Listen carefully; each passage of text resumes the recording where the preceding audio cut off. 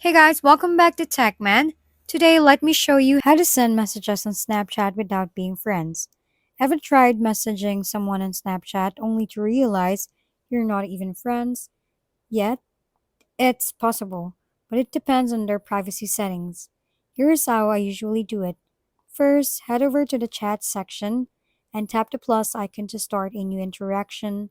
Search for the person's username and open their profile.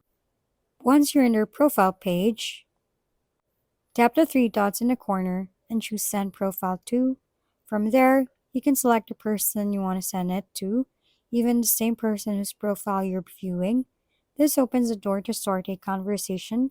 Now, whether your message actually goes through depends on their settings. If they allow messages from everyone, your message will be delivered instantly, but if they only accept messages from friends, it will show as pending until they approve it. So technically, you can send a message, but they control whether the conversation continues. If we've been helpful, kindly give us a thumbs up and don't forget to hit the subscribe and bell button for more contents. For any questions and suggestions, comment down below.